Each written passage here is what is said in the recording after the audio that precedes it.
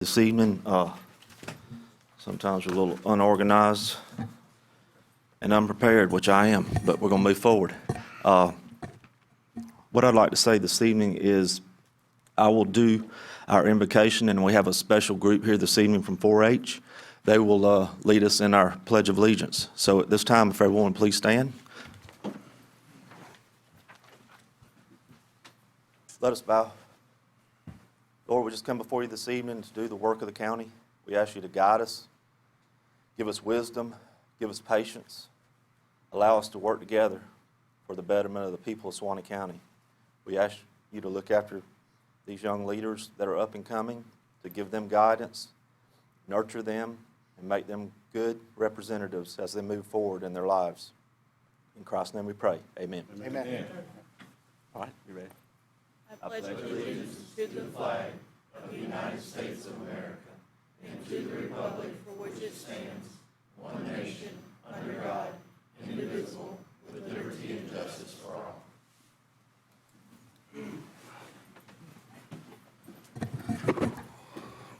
all. This evening, for the record, I got ahead of myself. I want to welcome everyone to the Suwannee County Board of County Commissioners meeting of October 5th, 2021 at 5 p.m. For the record, I apologize for that. At this time, I'm going to make a little bit of a change this evening. We have usually when we have meetings, most of the time we put the most important things at the beginning of the meeting, and we talk about the less important at the end. I failed to request that on this agenda. The most important thing here tonight is these young leaders. And we're going to represent Suwannee County and allow them to speak and represent the 4-H. So our agenda, we will be moving item 18 to number 1 as of right now. We're going to do something a little different this evening. I ask everyone to bear with me. Done this in the past, maybe once, a couple of years ago. We did. And I think it gives the opportunity for the young leaders to understand what it's like to be on our side. So this evening, I'm going to ask the commissioners to follow me and step down. We're going to bring these ladies up, and we're going to let them sit in our chairs for a minute, and we're going to talk with them. You three ladies, come up. Actually, the advisors come up too. We're going to have some questions. Everybody just get a seat. You come right here. We'll put an advisor on each end. You come right here.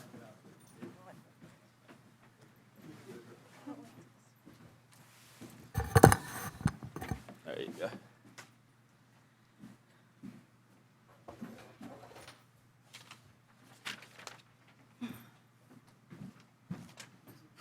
Commissioners, I want to thank you for indulging me. And I didn't tell them I was going to do this. So we're kind of putting them on the spot, but I don't want you to feel uncomfortable. I want you to see what it's like from our side, looking at the people of the county and realizing you have the opportunity to make a difference, as you're doing right now. I mean, you're here. It's uncomfortable to talk and speak in front of people, but you will get better at it, as we had a short discussion before the meeting. What I'd like to do to start with is, so it's National 4-H Week, and we have a proclamation, and I'll read it in just a few minutes. But to start with, we'll do an introduction. We'll just start with you, and we'll go down the line. My name is Katie Jones. I'm the 4-H agent for Suwannee County. This is Kimberly Glasscock. She's our program assistant for 4-H in Suwannee County. And so my job is to actually advise this little crew right here that are officers on our 4-H County Council. Awesome. Just pull your microphone close to you, so everyone can hear. Maybe tell us your name and your grade and where you attend school. I'm Laura, and I'm 16 years old. I'm in the 11th grade, and I do school online. Awesome. I'm Kendall Simpkins. I'm 17, and I attend school at Suwannee High. Awesome. I'm Dana Fout. I'm 16, and I attend school at Branford High School. I'm Shannon Croft. I'm not going to tell you my age, but I am Laura's mom, and I am also a 4-H leader in Suwannee County. Do you ladies have any questions for these fine gentlemen that we have here this evening? Think of something, make them uncomfortable. They're sweating. They're sweating because they didn't prepare for this. I didn't tell them we was going to do this. So we can catch them off guard. No, I just want to, once again. Okay. Commissioner Hill? I think we got that pretty well documented. But come up here and talk to them. I do appreciate you guys being here this evening, and thank you all for always inviting me to be part of the program out there. And it's inspiring to me. I always leave there feeling like a better person because I've witnessed what you guys are doing and what you're trying to accomplish. But some of these folks are not there and don't know this, so I'm going to ask you maybe go each down the list what you're working on, maybe what's upcoming, what you have completed in the past, and what you're most proud of. I know it's a lot, but just kind of throw it all in there because I think what you guys do is phenomenal, and we appreciate that. All right. I've been in 4-H for almost 12 years now, and my main thing is showing livestock like dairy cows and pigs, so that's my main thing. I've been in 4-H for 10 years, and my main thing is helping children learn the goals of leadership. I'm Dana, and I think I already said that. Okay. I've been in 4-H for 5 years. My main thing that I do in 4-H is I show horses. Our big goal at the end of the year is the Area B, or the Area North Horse Show. And other than that, our main goal is to just help the little kids be a good role model. And yeah.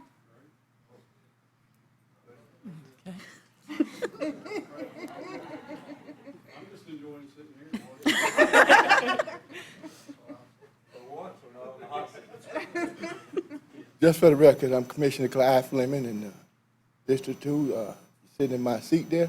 But anyway, a fine group of young ladies. It is so different when you sit out there looking at everybody, when everybody's looking at you. And who knows, one day you may be in a role, and I appreciate that. But what I wanted to know was, and I think I got my answer. One said they were from Branford. Is this Branford? Oh, well, you're in the right seat then.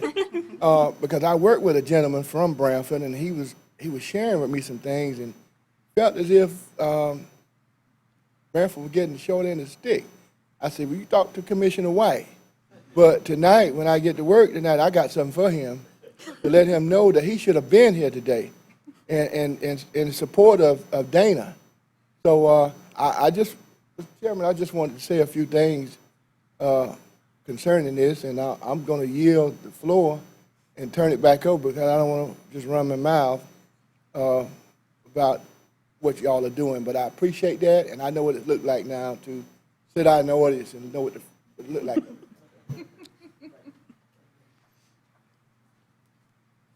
Thank you, Commissioner Fleming. Commissioner Hill. At this time, I will read into the record. A point of order, please, sir. Say again. You've relinquished the chair, so Oh. you can have them read the proclamation. Wanna-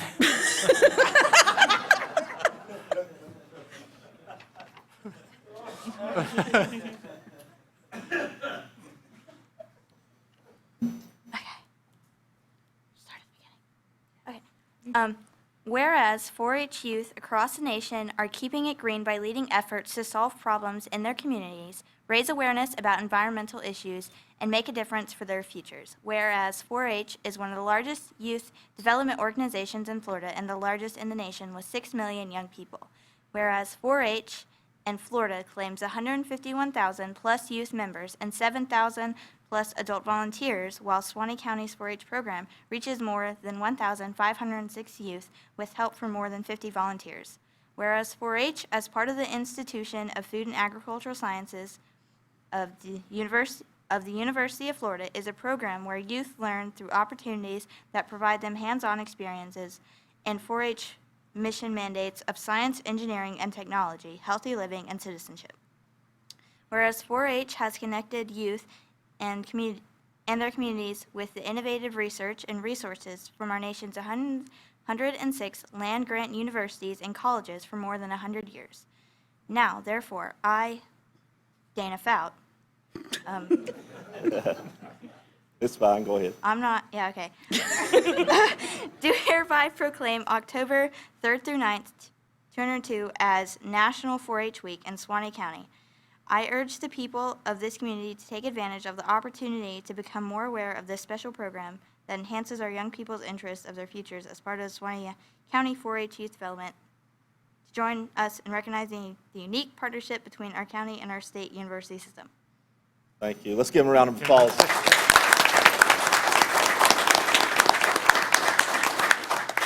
Commissioners, if y'all come up. Ladies, y'all just stay there. Y'all want to get some pictures. We'll stand behind them.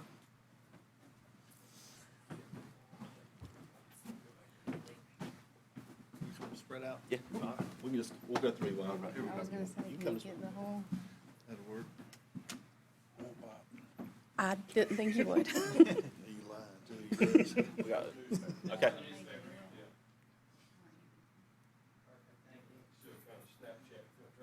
Anybody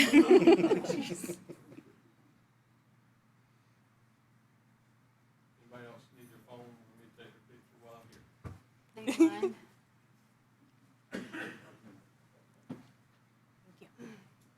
Thanks, buddy.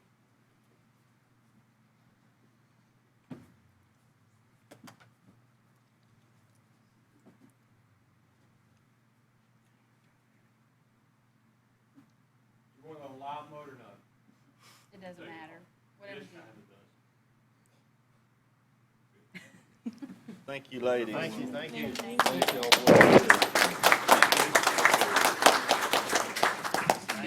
Yes, ma'am, absolutely. Take care. Great job. Thank you. Thank you, you did good. It's all right. You can shake all, you too, yes, absolutely. Thank you, guys.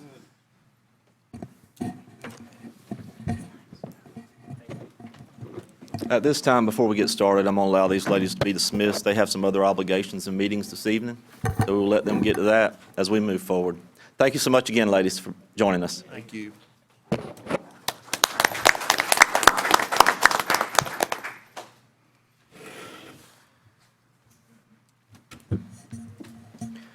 We got some business to deal with, but that right there is why I like to be working with the county. Things like that. That, at the end of the day, we can fight and holler and hate each other when we leave here. That's the greatest blessing in the world right there. Those kids going out there and make a difference. They're going to go out there and take care of other kids and show them little ones how to make a difference. And that makes me proud. Need more of them. Absolutely. Yes, sir. Yes, sir. At this time, we will go back to item number 1, approval of minutes from our September 7th, September 16th, September 20th, September 21st, 2021 meetings. Do I have questions or comments, or do I have a motion to approve? So I'd make a motion to approve. Have a motion to approve by Commissioner Land, Second. second by Commissioner Fleming. All in favor say aye. Aye. All opposed, same sign. Moving ahead to the consent agenda, I have had item number 6 for request to be pulled. Also, items for clarification by Mr. Harris on 16 and 17. We'll pull those. Do I have any other items that's a question? Can you get number 7, please, sir? For Yes. questions. Okay. I'm sorry, Mr. Chairman, hold on, I got one. 15. 15. Ask me to pull 15? Yes, sir. Okay. At this time, I have items 2 through 5, and I have 8 through 14. Do I have a motion to approve? So move. Have a motion by Commissioner Hale, Second. second by White. Commissioner White. All in favor say aye. Aye. All opposed, same sign. Motion carries. All right, backing up to item number 6, Commissioner Hale. Yes, sir. I know what this is. Me and Mr. Harris had spoke about it. I also had spoke to Mr. Buddy Williams about it about the same time, and I was just wondering if the information you may have. Welcome, Chief Williams. I need to give my name and all to, in the Just record. name and address for the record. Buddy Williams, 1902 Northeast Duval Street, Suwannee County Sheriff's Office. I had some discussion with Commissioner Hale about a speed study on 136, and then I was looking at the consent item, and it was to request to pay a company $2735 to come in and do a speed study. Sheriff told me to come up here and tell you I'll give you the information I got in my hand for 2734, and we'd be glad to take that money from you. What I do want you to know is that after speaking to Commissioner Hale, and I live in that district as well, I had a speed trailer placed out there. And I just want to give you some of that statistical information to see if there's a need to do anything other than what we've already done. Believe you me, I'm data-driven just as well as everybody else is. So we placed that trailer there on September 13th. We placed it just about 135th Road, which would catch the traffic coming eastbound on 136, and we just gathered the data today, so we're looking at 22 days.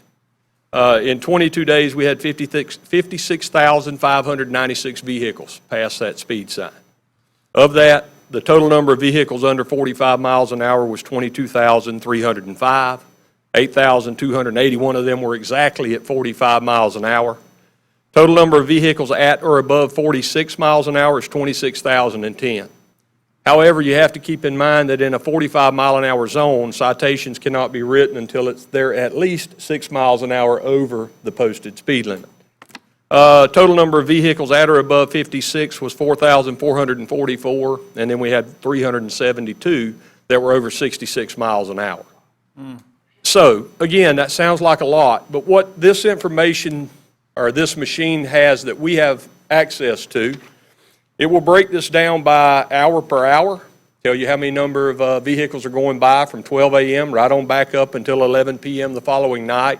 It will give you a real good estimate of how many cars per hour are going through there, and we can do their speed as well. I don't know that any other information can be gathered any more in depth than what we're given. Now, we did not do a westbound travel, but I can promise you that it will almost mirror what we have here. And I know that the request was to hopefully improve the speed limit on 136 after 135th Road. Just past that. Just past 135th.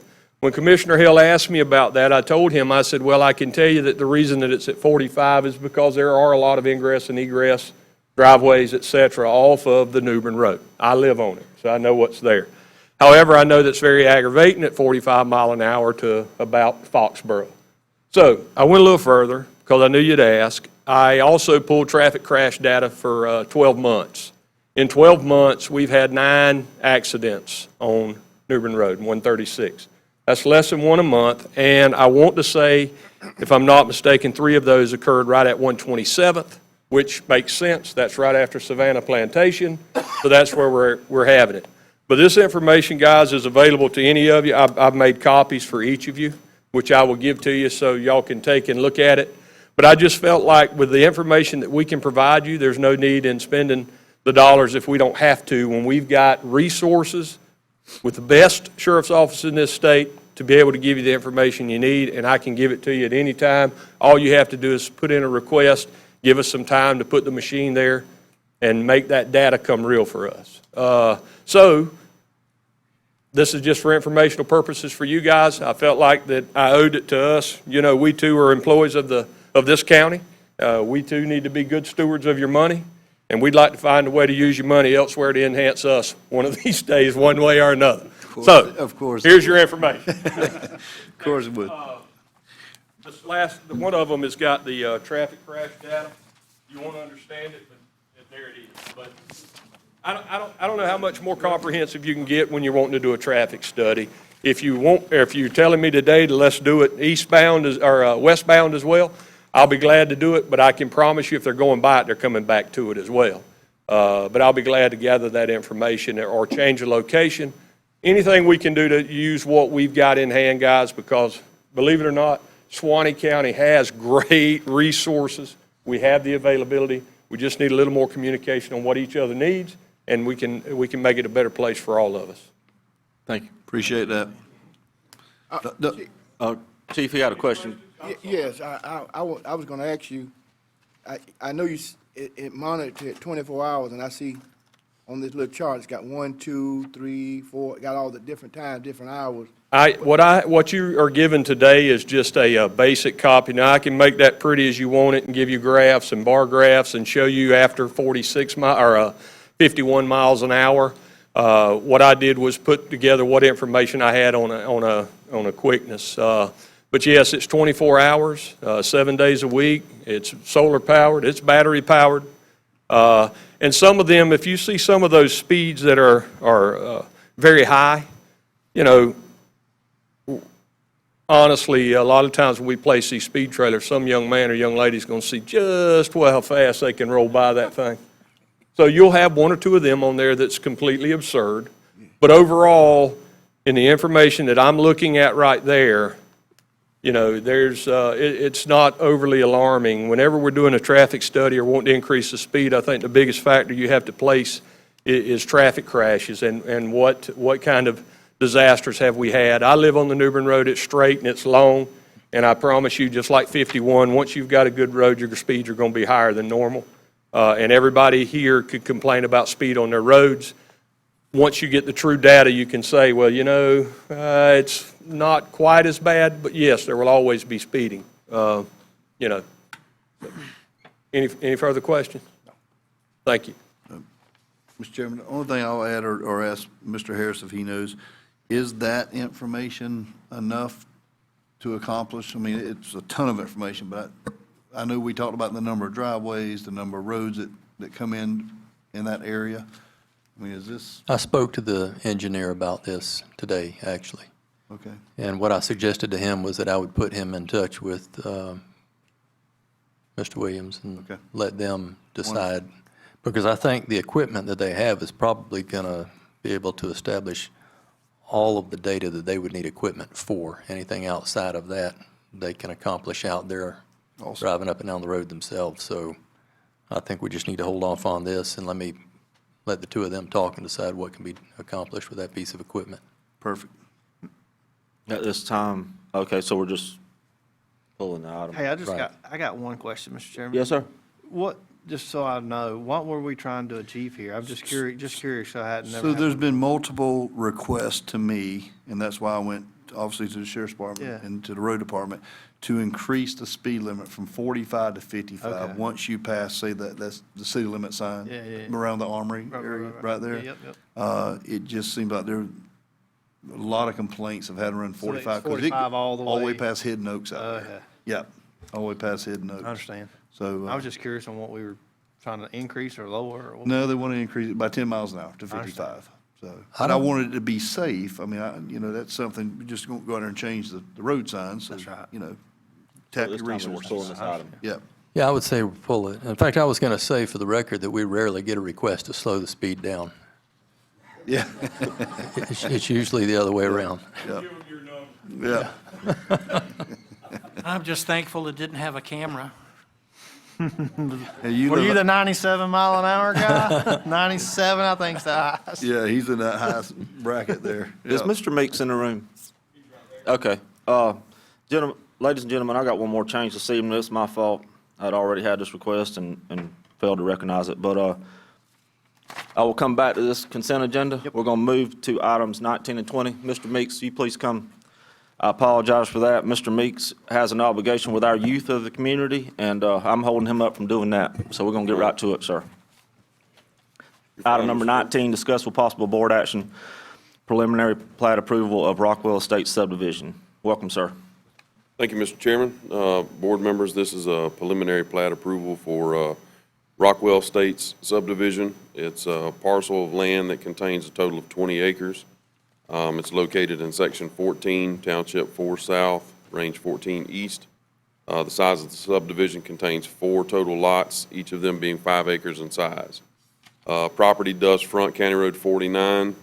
If you'll note on the plat, there will be a shared driveway access between lots 1 and 2 and 3 and 4. We would lessen the number of driveways onto County Road 49 with those access points shown as the driveway easements. Property does meet the requirements in that it fronts a paved road with the 5-acre lots in the subdivision.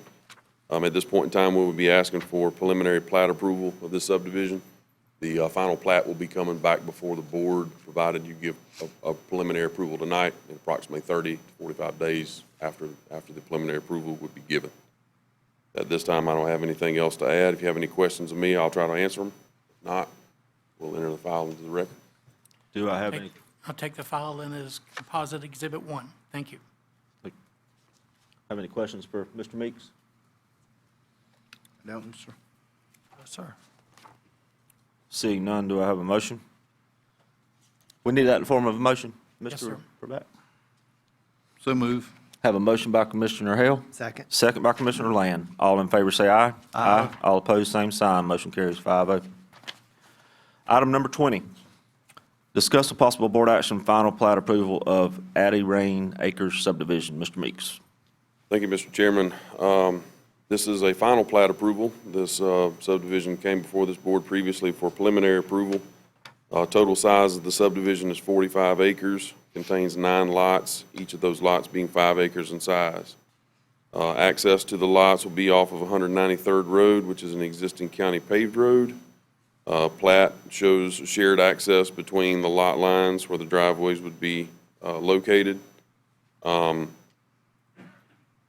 the preliminary approval, the surveyor had corrected some of the issues that we had with the utility easements. That's all been corrected for the final plat. Plat's been reviewed for compliance with Chapter 177 Florida statutes and has met those, satisfied those requirements, been signed off on. So Logan has copies of the final plat for the chairman's signature if the board so chooses to approve it. If you don't have any questions of me, I would enter the file into the record. Mr. Purback? Yes, sir. I don't have any questions. We're good. Board have any questions, gentlemen? No, sir. The file? Oh, yes, sir. Did you offer the file? Yes, sir. All right, thank you. I'll take the file in as composite Exhibit 1. Thank you. Thank you, Mr. Purback. This time, I have a motion to approve. So moved. Second.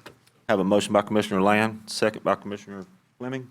All in favor say aye. Aye. All opposed, same sign. Motion carries 5-0. Thank you, Mr. Chairman. Thank you, Mr. Meeks. Board members, thank you.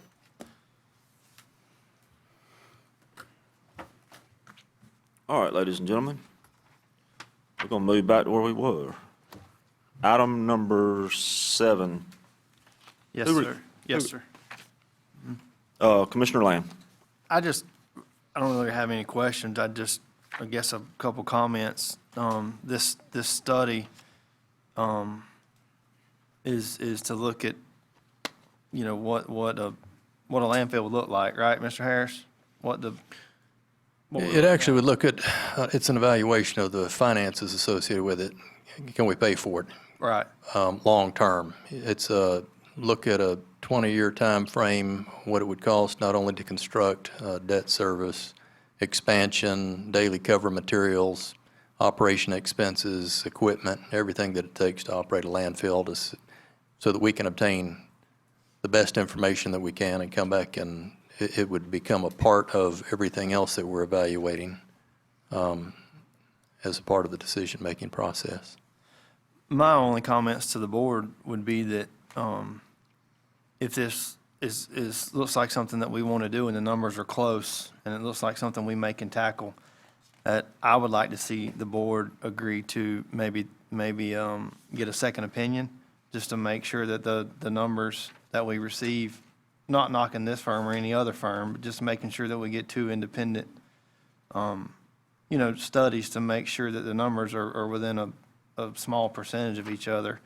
I would hate to get into a multi-million-dollar, multi-year project and have a boo-boo and we totally miss the boat by a couple millions, considering it's a big project. I know this is just the ground stages, but I'd just like for you guys to maybe consider that before we start pulling the trigger this study here is 20 grand. We're talking about potentially a $5-7 million project. Well, if we were to spend another 15 or 20 and decide to pull the trigger, having 2 opinions, I think, would be pretty important on something that big. Those are just my comments, not for us to make our decision solely based on this one study. Those just comments. Mr. Chairman? Yes, Commissioner. I think, isn't this the gentleman that came in and spoke to us? Yeah, I think he's thought out, that's who it was. I'm not Yeah. knocking the firm, Yeah. I'm just saying it's a Right. big project. Yep. I don't disagree. I just think it's probably going to be a scary number when it comes back. I don't even know.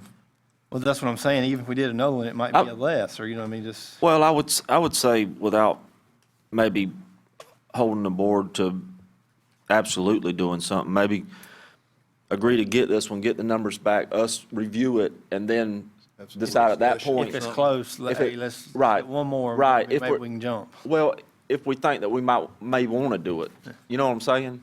Just, and I would be supportive of that. Yeah, I'm good. That's kind I of the same understand. lines that I was saying. Just want to kind of talk about it up front before we Right. spend 20 grand. Does this include the soundings or is this just the layout and the cost of what it would take? No, I think the borings would come later, as I understand it. You take your borings when you're actually coming up with a plan for your footprint, because you're going to do those in the, I'm confident it would cost considerably more for the geotech work that would be associated with doing the drillings out there. So this is just to tell us it'll work or it won't work? This is going to look at, I think, most of the obvious features of the thing. Any other questions? I'm good. At this time, do I have a motion to approve as presented? So moved. Have a motion by Commissioner White, Second. second by Commissioner Land. All in favor, say aye. Aye. All opposed, same sign. Motion carries. Thank you, gentlemen. Moving ahead to item number 15, Commissioner Fleming. Mr. Chairman, I was just looking at this authorization to purchase the GPS, Public Works. Is that $1,300 a month? That's going to be every month, a continuation, or just, That's right, it's essentially a subscription. okay. I'm good. Any other questions? No, sir. Seeing none at this time, do I have a motion Motion approved. have a motion by Commissioner Fleming? Second? Second by Commissioner White. All in favor, say aye. Aye. All opposed, same sign. Motion carries. Thank you, Commissioner Fleming. At this time, item number 16, authorization to advertise request for proposals for grant administration associated with a CDBG application for construction of a building. Mr. Harris, clarification. Did someone pull these? Yeah. Okay, I'm sorry. Yeah, I did. I was- I asked him to pull, I had a request from someone in the audience on 16 and 17, just for a little more description of Okay. why and what, and just for public knowledge. All right. If I could, I'll just speak to both of those at the same time. That'd be fine. Because they are associated with one another. I apologize. No problem, I bud. forgot you. I was gonna have it. Some time back, we came to the board and we spoke of a public hearing that we had to hold. That was a requirement as a part of an application process that the federal government sent us. The idea is that we can build a building. We don't have a multi-use building. We don't have a shelter building. We know we can't use a coliseum. Under the pandemic, believe it or not, they sent us information saying that we could apply for up to $5 million to build a building that could be used for quarantine, an area that families, individuals, professionals, firefighters, first responders could use for quarantine associated with the pandemic if necessary. Well, I'm here to tell you that this is an example of it taking a long time for these types of things to materialize. We had the public hearing back then that was required. Many, many months have gone by. Recently, we were contacted about this same application, and there were a lot of outstanding questions associated with it. Last week, Shannon and I had a Zoom meeting, a very long conversation with some of the key people that are associated with the approvals of these types of things with the state. And in the conversation, we addressed many of the issues associated with the application, but there are some requirements that still need to be undertaken prior to November 1. And two of those are listed here on your consent agenda. One is that we have to advertise a request for qualifications from architects or engineers for design services, and the other services that would be required if we were awarded the funding. The second is that we have to advertise a request for proposals for a grant administrator. You have to have a third-party grant administrator with CDBG projects that really is something in addition to the actual on-the-ground administration that we are actually performing in our office. You have to have this third party involved. So that's what this is asking for, authorization to go ahead and do those things. We have to be able to demonstrate to them that we advertised them, that we went through the process, we made a selection. We are on a very short timeline, so what we're going to have to do is bring this information back to you, the results of this RFP and RFQ, in your second meeting in October. The board will then be asked to authorize us to negotiate with the company that has scored the highest number as a result of those processes. And then we would go negotiate the rates. And this is the same process we use every time we're procuring the services of an engineer. It's the same process. We would then have to hold a special hearing just for the board to review and make a final decision on the results of that negotiation. And we'd have to do all that prior to November 1. There are advertising requirements for these positions. There's an advertising requirement for us to hold another public hearing. The commissioners do not participate, or don't have to. You can attend that public hearing, but it isn't for the purpose of a county commission meeting. It's actually for the purposes of us informing the public of the application process like we did previously and answering any questions that exist at the time. So these are just continuing steps that are required in order to continue with that particular application we turned in quite some time back. Have any questions? Where would this building be built? Well, I can't answer that question right now, to be honest with you. Do we know what what's the proposed cost, and is there a match requirement for us? There isn't a match requirement at the time. I think the maximum is $5 million, and I believe that we obtained engineer's estimate of probable cost, and it was right at $5 million. So let me clarify.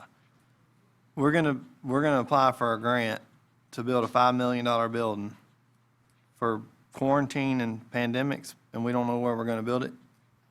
At the time that we applied for this, we were speaking of the property that we already own on Dry Prairie. I can't answer the question because I don't know that the board has taken a final decision on what this Board of County Commissioners is going to do with that property. So I can't speak for the board in that regard. I'm just telling you that it's been an ongoing process. Mr. Chairman? Yes, sir. Is this something that, every county is essentially applying for this grant for a building of such? It seems like a very expensive building to use I don't for have any quarantine and idea. pandemics. Well, this I can tell you. Huh? I know that one other is. It's $5 million. Good. I don't know what other counties are doing, to be quite frank with you. But very obviously, a building constructed under this pandemic provision for this CDBG grant will not be used forever for quarantine. It will be used for other purposes in this county, like any other building by any other county that has applied and been granted this would be doing. So, Mr. Chairman? Yes, sir. I think with him saying that, it's like anything else that it would roll back to the county and be part of their maintenance. It's just a big number for Well, us to. I understand it's really vague, but I guess I got to speak up a little bit on my thought process. My thought process is if we don't go ask for money, the county next door is going to ask for money. I know. Or one that other county's that going to is. ask for money. And do I expect the building to be built on Dry Prairie? No, I don't know what the building's going to be. But I do know right here at the fairgrounds, we got 20 acres, or however many acres right there. If it starts out being a quarantine building and it turns into being an equestrian facility that's the best one in North Florida, then I'm all for it. Yep.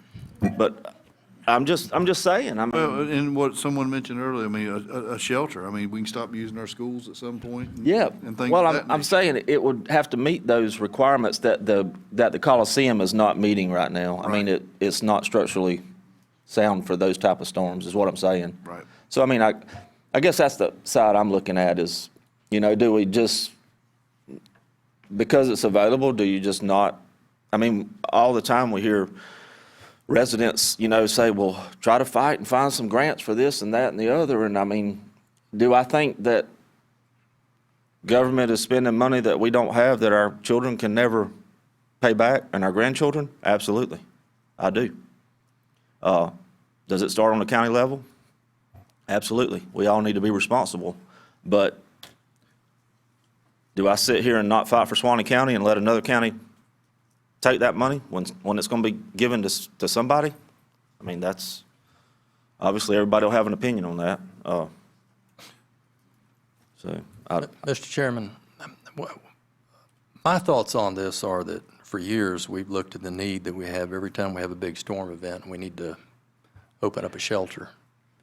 And it took some time, and we finally had an engineer evaluation of the Coliseum and recognized that we couldn't use that facility anymore. I don't see in the foreseeable future Suwannee County coming up with the money to build a hardened facility. A hardened facility costs more per square feet to construct than just a stick-built building or even a regular block building.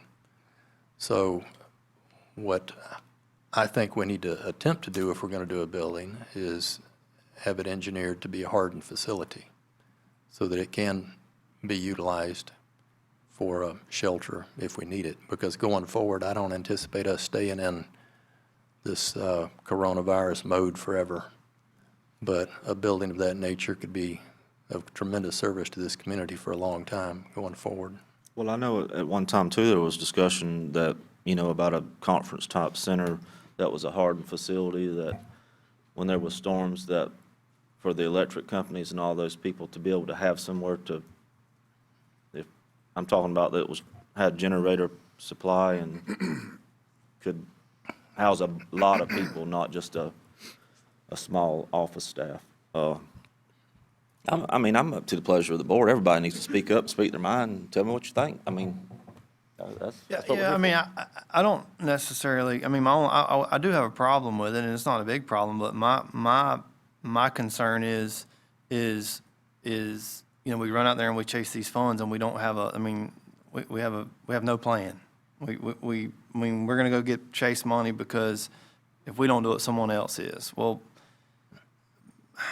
I get that, and I don't disagree with it either, but in the same sense, not knowing what a building like that would require us to come up with, I mean, where are we going to put it? I mean, I kind of like to have the plan in place before, okay, we go out here and we go through these processes and they award us $5 million. Well, then we're going to hurry up and scrounge and find out and maybe make a quick irrational decision versus having a site, having a location, having a 5-year plan, having a strategic avenue to get there, and these funds help us get there. Running out and getting the money, to me, just puts the cart in front of the horse, and oh, we got this money, now we got to hurry up and do something. We got to do it quick or it's going to expire. I mean, I just don't want to get in that boat, and it seems a little irresponsible as a citizen or a taxpayer. Well, if we don't get it and try to chase it, somebody else will. Well, maybe they got a better need or a better, you know, I just like a plan, a more strategic, long-term vision and plan to get there. That's all. Mr. Chairman. Sorry, go ahead, Mr. Clyde. I'd rather have than have not. You know, have the opportunity to do it than not to get it done. There will be a place, you know, as you said, at the fairground, there's a property, 20 acres out there. Fairground, and then we got the property at there. But I would agree with the chairman simply due to the fact, because if we don't get it, somebody else will get it, maybe somebody in another county, and we don't have it, and I would much rather have it than not to have. So I agree with those terms that you're saying. Thank you. Commissioner Fleming. Commissioner White. Mr. Harris, is it just one, is it got to be just one building, or can it be more than one building? Has to be one project. And let me say this. The plan, I think everyone recognizes that we have different commissioners over time, and everything changes over time. And we all have seen that. We've seen it even recently in conversations. So I'm not speaking for any commissioners. I'm just going to speak of an observation. There's been conversation about the need for us to have a multi-use building, a large one. Commissioner Stapleton is correct. The Board of County Commissioners did start budgeting to try to build a convention center. We even spent a great deal of time looking at property, lots of properties for a convention center. And that was a part of the conversation, was trying to have a large building that could facilitate the big power companies when they come from the rest of the country to come help save Florida when hurricanes come through. That was a part of those early conversations. We haven't been looking, we haven't continued the search for property for a convention center. We did go ahead and buy, I think it's actually 30 acres on Gold Kist a few years ago when the price was right. But in any event, I don't think that the conversation has ever died on having a large multi-use building.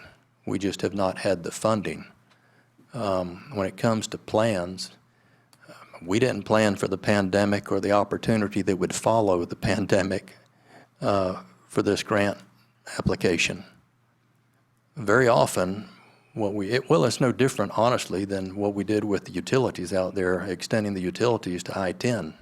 We didn't have a plan in place established on paper to extend those utilities, the water and sewer, from that I-75 project down to I-10. But when the grant funding became available, we went ahead and moved on it. In my mind, this is no different. We've been talking about a building. We knew that we had a need when we evaluated the Coliseum, and the results came back that it wasn't a hardened facility and it wasn't safe for liability reasons to continue to put people in there during storm events. So we know that we have a need. We don't have a drawing on paper, but this opportunity came about. And Commissioner White, no, unfortunately, and I think I asked that question previously, could we have multiple projects? Because my plan was to put one project in Branford, if that helps you any. Yeah. Where I was going with it. How'd you read my mind? I got it. I got one thing to say. I mean, so the way I understand this, though, I mean, I understand us trying to have a plan for this building, but the plan is, the funding is for a quarantine building. I mean, that's how you would have to apply for it, because that's. The funding is actually for a building. What they require is that if we're going to apply under this program that they established, is that if we need to quarantine people in this community that do not otherwise have a means, we can make this facility available. That's right. For that purpose. It would not be a building with a lot of individual rooms in it. It would be a large building with large open area, adequate restrooms, and maybe on one end, some area for warming food that has been prepared elsewhere. Right. But again, I'll maintain that once we're not dealing with the pandemic or the possibility of needing to quarantine people, that building becomes available for lots of other purposes in the community. So with that being said, to answer your question, I think we would have time. I mean, we know what it's going to be allotted for, what the protocol is, and maybe during that time, it could also be used for a storm shelter, because it would be built to those specifications and those protocols. And then at whatever time this pandemic dies down, I mean, certainly we can come up with some use for it, you know, whether it be a conference center that we've talked about, or holding youth events or whatever. I mean, I'm just thinking, I'm talking out loud to everybody. Yeah, I get it. So the building would be something similar to a coliseum or a fellowship hall or something along those lines, a community center type structure, big open structure, conference center. Conference center type. Yeah. What does a hardened structure cost to build? Just an estimate right now. You can't estimate right now because the Well, I numbers get are just that, keep but moving. What's your gut feeling on it? At one time, we were looking at around a low end of $200 a square foot. It could be considerably more than that now.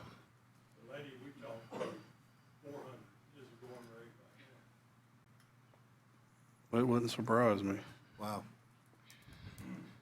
Mr. Hanukkah, did you have a comment? If you did, please come to the podium, sir, and we'll I will oblige you. say this process, it is not unusual for us to go through all the steps and then it continue to be another 6 or 8 months or a year before we get notification that we've either been awarded something or we have not. That was the other thing I was going to mention. Welcome, sir. Just name and address. Wayne Hanukkah, 11883 93rd Road. Just a quick comment, and I've been out of the business for a while, but I did a hardened fire station in South Florida quite a few years ago. It was $500 a square foot. It's not cheap. So your $5 million is going to give you about a 10,000 square foot building. That's not a huge building. It's just food for thought. Yeah. It's probably more than 5 now, but Thank you for your, it's just an educated guess. thank you. For comparison purposes, Mr. Scott, how large is the Coliseum? Sorry, sorry. Mr. Harris, you know that answer? I think it's probably close to 20,000, I would think. I don't have any idea. Regulation basketball court is the floor, and you've got this stadium part also. I do not know the dimensions.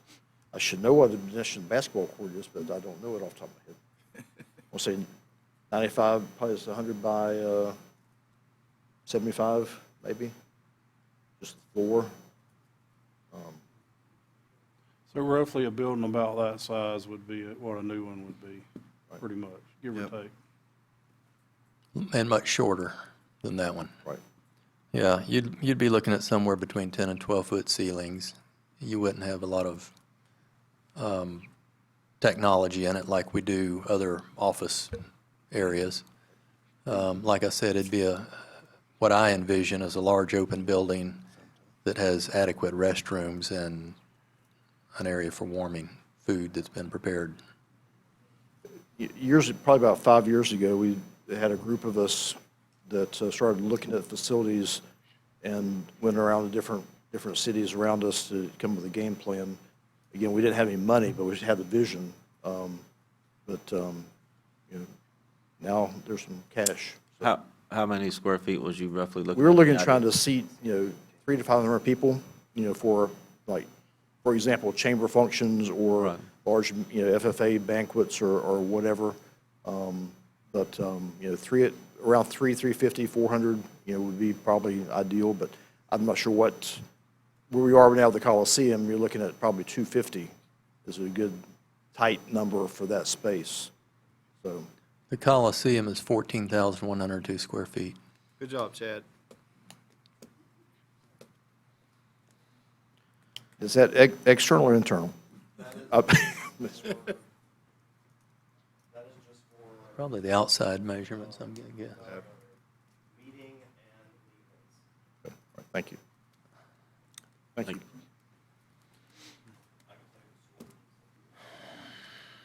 Mr. Harris, I got a question for you. I don't know if it's been asked before, or maybe just indulge me, but CDBG grants. Have you ever seen one applied for or someone else do it and they award it and the county at that time felt like that maybe by the time it was awarded, it wasn't the right thing to do and they didn't enter into that agreement? You can walk away from one. It isn't recommended because it's such an exhaustive process to get there, and it requires so much commitment by the administrators, the federal and state agencies that are involved, that if you, and I've had this conversation in the past, you turn away from one that they've worked hard to get approved for you, then the next time, a few years later, when you're applying for something, they remember that. That's right. I understand. Chairman, could I say this? I'm not trying to put the county in harm's way when I'm agreeing with the chairman. But when we have an opportunity, that's what I'm about. When we have an opportunity to gather some things, I carried my mother to a doctor's appointment, and I saw stuff that that is needed in this county when it comes to medical facilities. And when we do have that opportunity to get these types of funds, I think that we should go after them. As Mr. Harris said, you can walk away from some of them. But when we have an opportunity, we need to take the advantage of that situation. Not every one, but especially this one. Because in 2012, we found out they were scrambling, trying to get to the schools. They had dogs that they couldn't carry to the schools. We need to have some kind of facility to facilitate certain things that come to this county. When you do that, then you open the door for other things. If we sit and don't apply, as you said, and you start knocking at it, you won't get it. So I'm for anything, everything that we can get to betterment, to be better for citizens of this county. That's what I'm in favor of. I'm not trying to lure the county into anything that wouldn't be beneficial to this county. I want the best for this county.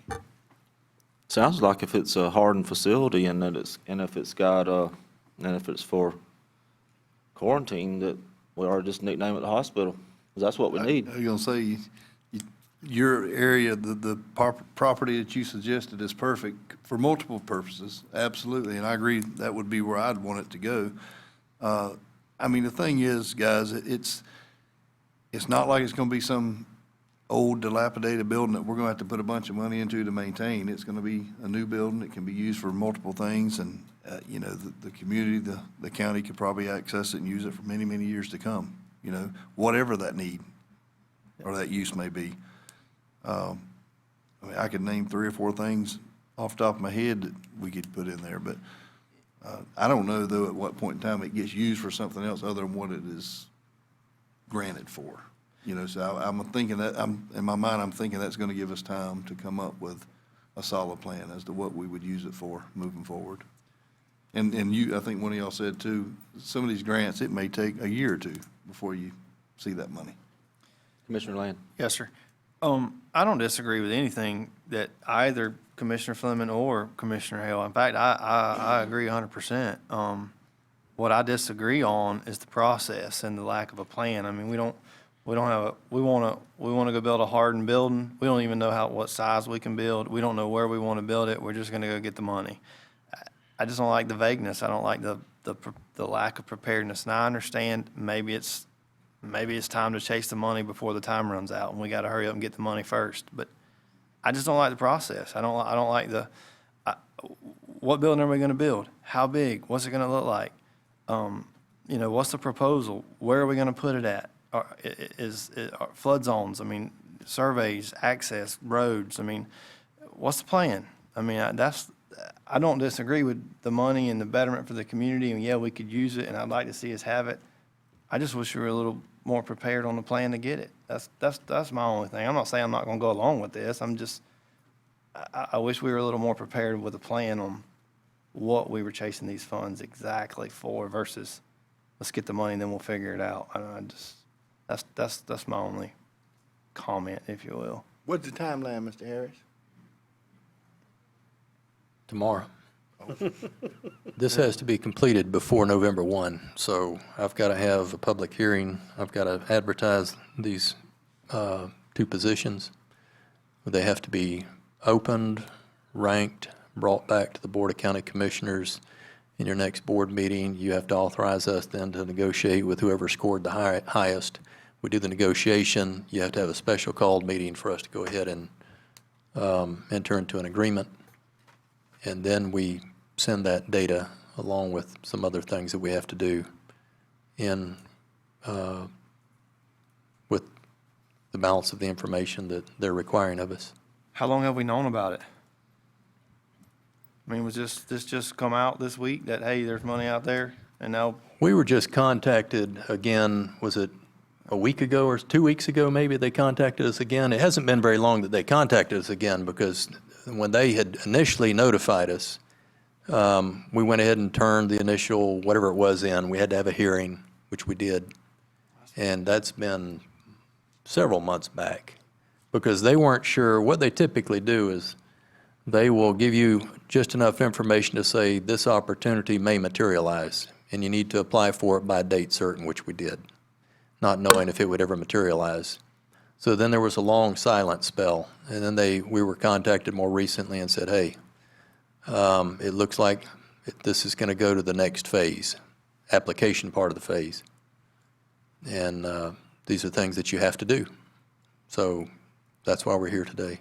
Yeah, I mean, I remember discussions of it before. And I will say, you will see this a lot in state government, the way you'll think you're not going to get a road for years and years and years, and all of a sudden you get a phone call. And it's like, we got some funds, we're going to help you get it done.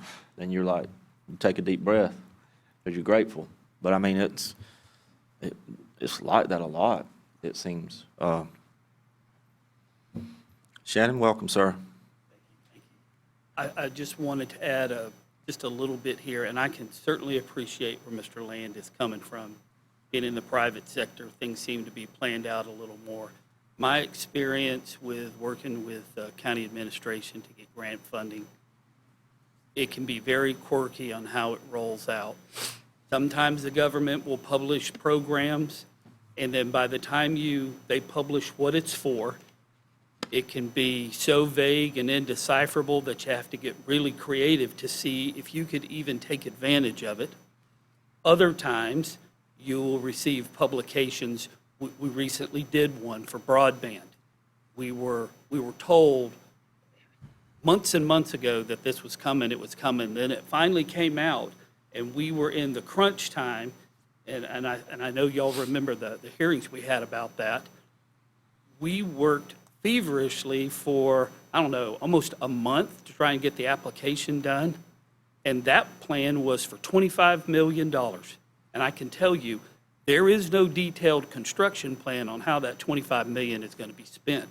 Because to apply for the grant, you didn't have to have a plan. It only required a framework for how the spending would happen, with the understanding that when the grant would be awarded, you would have the time to actually create the detailed plans to go implement what you had requested.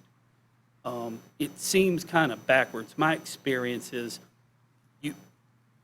coming from a private sector, I always wanted that up front. Sometimes in the government, you just don't get it that way.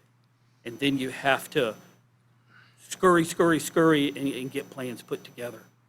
So it would be great if it would come out methodically and then, have clear guidance on how you can do it. And one of the things we had to do is reach out to not only the DEO, but other resources just to help make sure how we could use it, the appropriate way to use it, how to fill this out.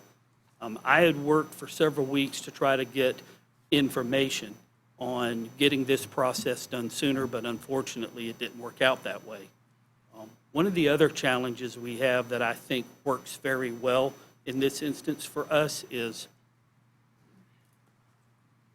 Mr. Harris and I talked about this, there are regional things that happen that affect our county and all the counties around us that are similar to Suwannee County.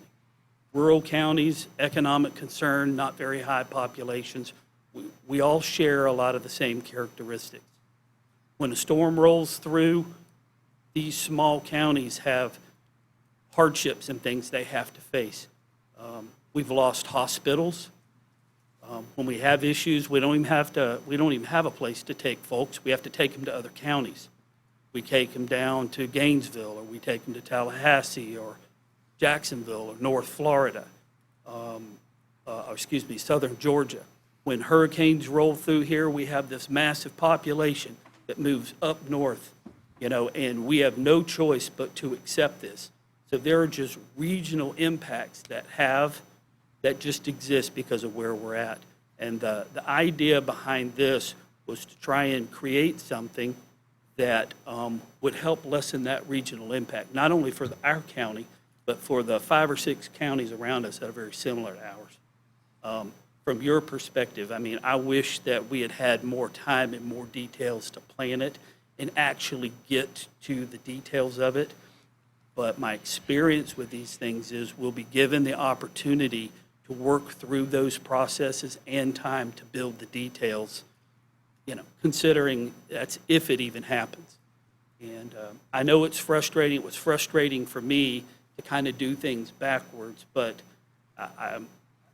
what we try to do is seek the opportunities that we can, the best we can, and do it diligently, creatively, and try to work the best we can to go after the opportunities. Thank you, Shannon. Mr. Chairman, there is another thing that I would share with you. I recognize that if we had a plan, our plan would be different than the plan of the grant administrators, the agencies, and that's just the way that it is. Their plan actually contemplates us providing to them regular reports on how we are progressing on assembling our plan.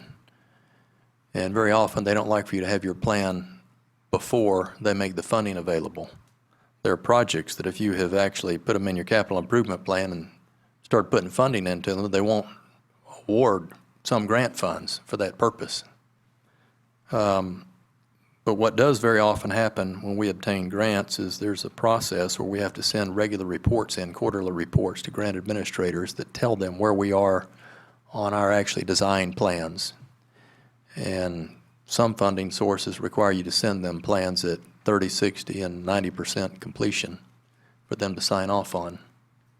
So I would agree that it would be nice if we were working through simple private sector processes, but unfortunately in this case we are not. And that's typically the case, particularly when we're using CDBG funding, which is entirely different than a lot of the other funding sources that come through DEO.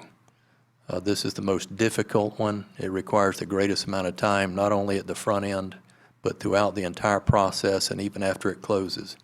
It takes years that we're still dealing with these things. And I can show you libraries in our office of CDBG grant-funded projects that require an enormous amount of paperwork, and all that paperwork is associated with a process that's entirely different than the private sector. Gentlemen, have any other questions? Commissioner Land, final thoughts on it? I mean, I'll ask for, you have a comment? One more. Moses Stepper, 14581 102nd Path, Live Oak. Commissioner Land hit on it, but I may have missed it, and sometimes I ask questions that seems obvious, but I didn't hear the answer to it. And I'm ignorant of the answer. I wouldn't ask it, and I assume others may be.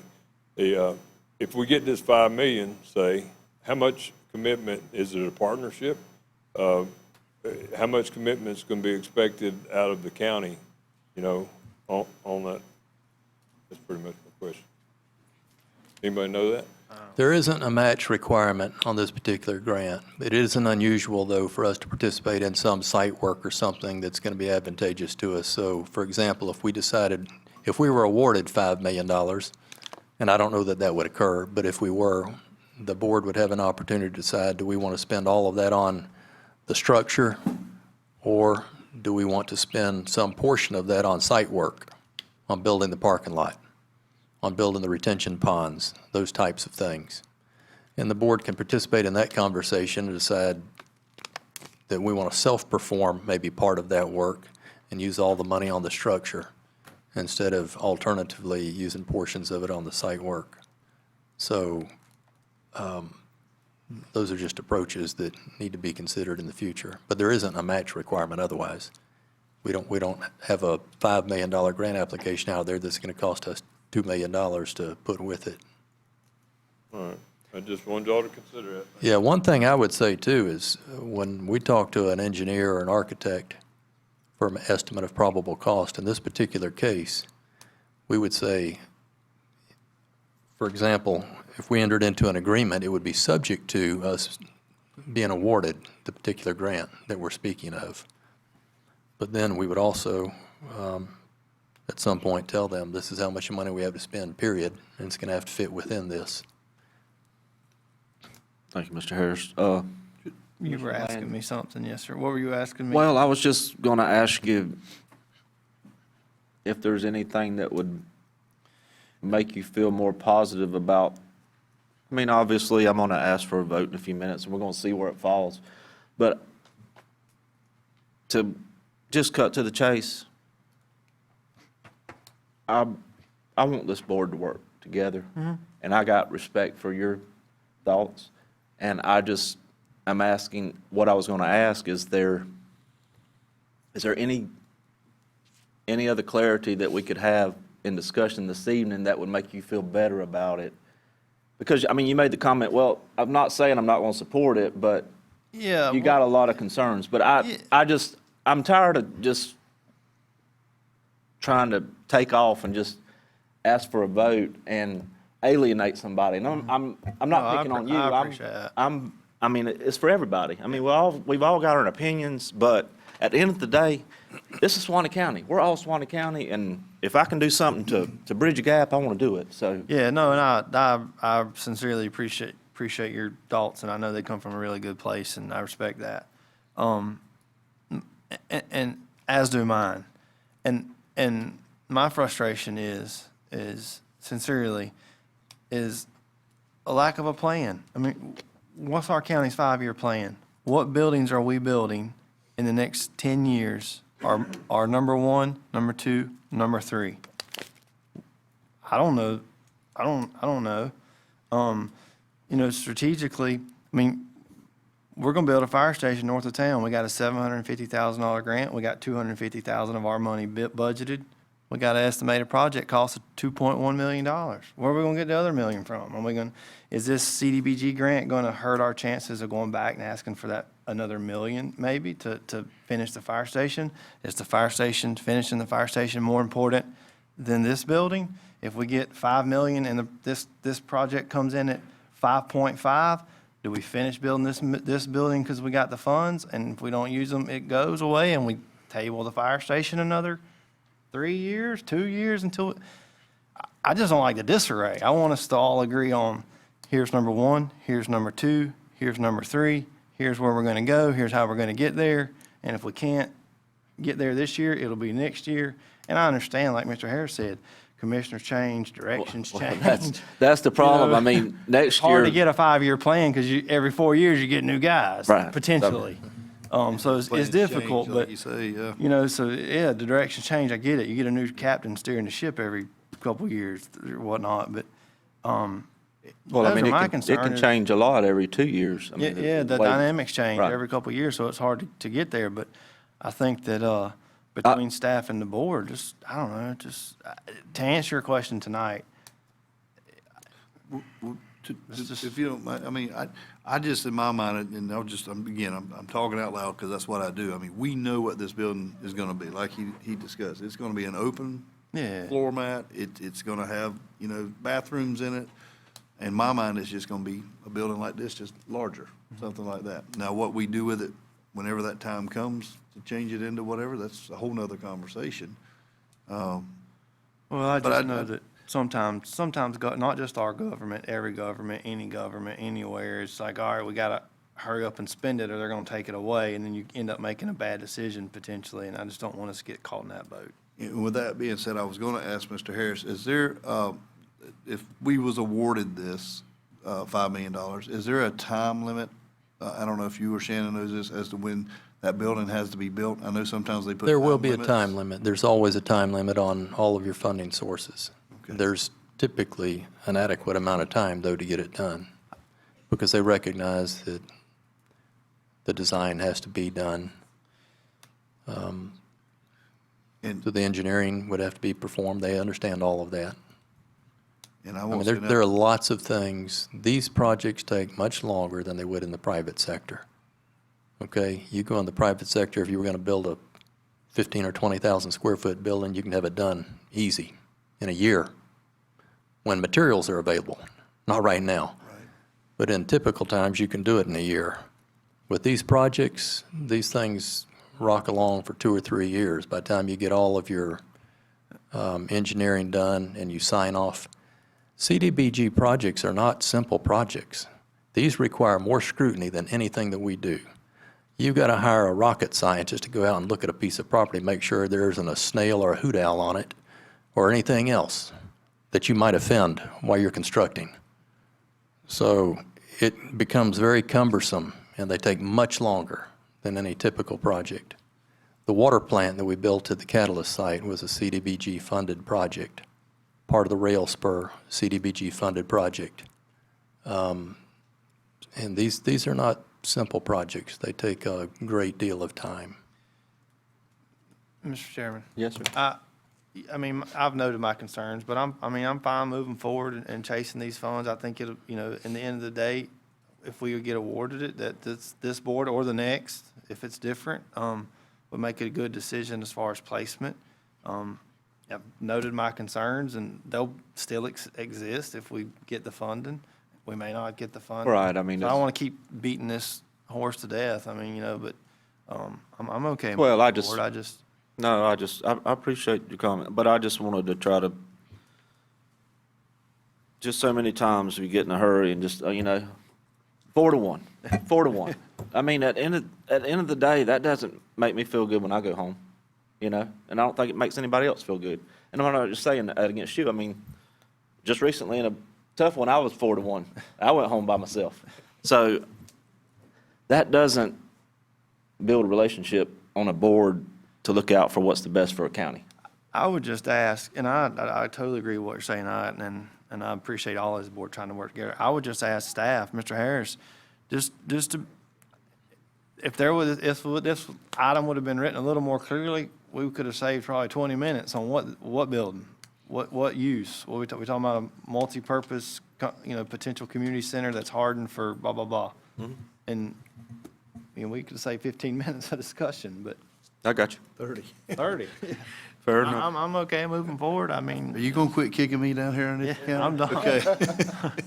I will say, Mr. Chairman, the last thing I was gonna say is, I haven't heard from Mr. White down there. Yeah, he's been quiet. He's been very quiet. I've been researching another grant. Oh, okay. It's got something to do with Brantford, I bet. Well, no, I had a gentleman, I'm sorry I didn't get your name, but he gave me a website for rd.usda.gov for $1.5 million, and I was just looking over it to see what it was looking like while y'all were discussing that, so, So you got it coming? working on it. Mr. Hancock, welcome. Thank you. Bo Hancock, 6135 Wiggins Road. Last meeting, I was up here complaining about the lack of planning.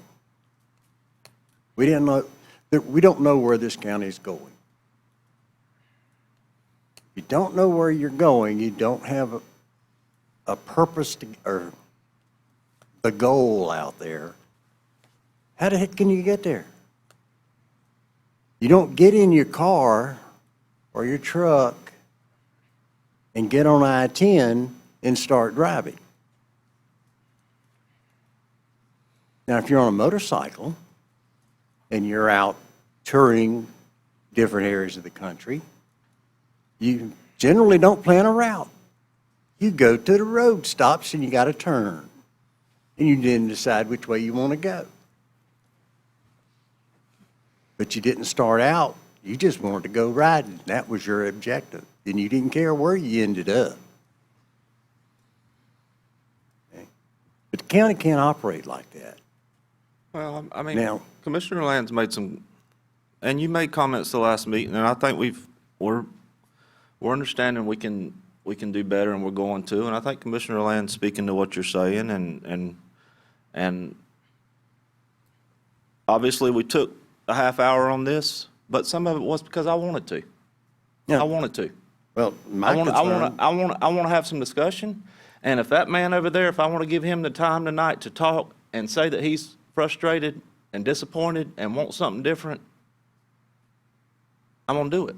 And I understand that you're upset that we don't have, but he is expressing that that's what he wants. So we are acknowledging that, Mr. Hancock. I just want, your point was taken very clearly last time. I just want you to know that. But part of my discussion, I could have called for this vote as soon as we left the other number. I could have called and not talked to him about it at all, but I'm at a different place right now, and I'm gonna make this place the best it can be. And you do that by building relationships. I'm tired of breaking them down. I'm tired of arguing. I'm tired of the community being upset. So if it takes me an hour to get to where I want to be, these gentlemen, or two of them right here, gave me the opportunity to be chairman. And with that right, I'm going to try to build it. So I respect what you're saying. Well, I don't think all your votes need to be unanimous, by the way. I kind of like it when some of you get up there and you disagree. You've just about everybody up here has been on not the losing side. In some cases, I think the ones that voted against something actually won. But I'm not really that concerned whether you're unanimous or not. Well, I'm not saying it needs to be unanimous. What I'm saying is, if this gentleman's got concerns, and I want to spend 15 minutes to understand them and try to have more respect for them, I think at times that's due. I think that's what you need to do all the time. Well, When we come to the meetings, I can't speak for everybody else, to find out what's going on in my county. I live here, pay taxes here, and I want to know what's going on. I understand. But when you look at the way this thing was written, a building. Now, what does that tell the public? Nothing. That's my concern. Let's clarify some of these things. Thank you, Mr. Hancock. At this time, do I have a motion to approve item 16 and 17? Mr. Chairman, I offer motion to approve it. I have a motion by Commissioner Fleming, Second. second by Commissioner Hale. All in favor say aye. Aye. All opposed, same sign. Motion carries. Thank you, gentlemen. This time, we'll move to item number 21. Discuss with possible board action driveway application fees. Mr. Harris. Mr. Chairman, Commissioners, we've given you some information on the history of your driveway permit fees. Those are charged and applied for when people pull the building permit. In '97, the fees were $15. There was an attempt in 2003 to change them to $50 to cover the cost of going out. You go out twice. You send a man out there to take a look at it, come up with a plan and comments that the applicant has to build the driveway to, and then we send a man back out to inspect it once it's completed. The request in 2003 was to increase the fee from $15 to $50 per driveway permit. So I'm going to ask you if you have any interest in going ahead and doing that now to try to cover your cost for sending a man out to evaluate these things and go back and inspect them. Could you say again what the fee is now? It's $15. 15. Gentlemen, have any comment? This was back in 1997. Commissioner White, you have a comment? I was just going to say, I don't disagree that it probably needs to go up. Everything else has. I know we got hammered pretty hard over the garbage, and I'm sorry for all that, but if you're in private business, you know how things are going up like crazy, and $15, and you have to go out twice, is it, to do a driveway inspection? I don't think it's unreasonable to ask for a little more on it. Commissioner Land, Commissioner Hale, any comment? No, sir. I think I exhausted I beat my horse to death on the last one. I'm good. My plan is to try to get the rate increased. That's the plan. Someone give me a number if they're in support of it. Commissioner White, did you have an idea? Your thoughts? Well, they tried to go to $50. When was that, in '03? That was almost, 17, 18 years ago. I'd just say $50. We'll just get it up to '03. Any comment, gentlemen? I don't have a problem with that. Mr. Chairman, I wouldn't have a problem with that, even if it's me, if I have to pay that. Well, you're going to. You're going to. Yeah, you're That's going right. to. What makes you special? Exactly. No, I'm just saying, I think we should. I agree that we should go up. Have you put that driveway in yet? Yes, sir, mine's already in. Oh, I'm good to go. We're gonna have to backdate this thing yes, so we can get gotta prorate it. Retro. Retroactive. retroactive just on yours. At this, Commissioner White, you offer that in the form of a motion? I do. Second. I have a motion by Commissioner White, second by Commissioner Fleming. All in favor say aye. Aye. All opposed, same sign. Motion carries. Thank you, gentlemen. Item 22, discuss possible board action surplus properties. Mr. Harris. Just briefly, there is a process, Mr. Bravatt and I spoke of this. In fact, Mr. Bravatt, do you want to explain this 2-week advertising requirement to them? Okay, well, once we get into the getting an offer, on a property, we have to come back, and if you're willing to be able to do that, or you get an offer, what we have to then do is advertise for 2 weeks to let people know that we are going to open up all of these bids that we may have or may not have. It may be just a single offer from the realtor that we're, utilizing right now.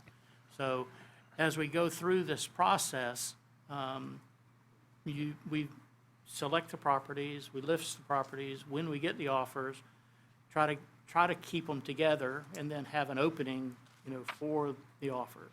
But each time, we're required to have a 2-week advertised, ahead of time that we're going to be making that sale. So just to let you know that it's just not, it's a little bit more cumbersome process. You just don't get an offer and then turn around and say, okay, it's good or bad, that type of thing, but just to make you aware as we're moving through. Mr. Chairman, Yes, sir. I'm glad you clarified that. I had a constituent that, one of those we put on surplus last time, and he thought, well, once it got to the realtor, that whatever we were asking for it, he told him he wanted it. Well, that ain't the case. We come to find out it's like you said, a 2-week process of advertising that. So let me clarify, is that like a bid type thing at that point, or what? Yes, sir. I mean, what you'd want to have is have the realtor gather the offers, so that they would be together. And then it really not a bid, because, I call it bidding, when you go to the public auction and, bid like that. But you make an offer, and then those offers would all be reviewed by y'all at one time for the property. And the reason you'd want to, look at all of them, even if there's more than one, is that, there may be an offer in there, and I'm just making something up, for one of the mobile homes, that we have. The guy says, well, I'll offer $50,000, but I want to pay $10,000 down and the board finance it for me, Or the other guy comes in and he says, well, it's $42,000 for the same, facility, but I'll pay cash for it. So you may have varying different ones. So $50,000 sounds more, but it's not a process of what is the highest or the best offer, on the circumstance. Mr. Chairman, Yes, sir. question. So we have a parcel for sale, parcel A. Buyer comes by through the realtor, makes an offer. Who keeps that offer, I guess, confidential during the time of our 2-week advertisement to let the public know that, hey, the government, Suwannee County is about to sell they're going to sell this parcel. Who keeps that?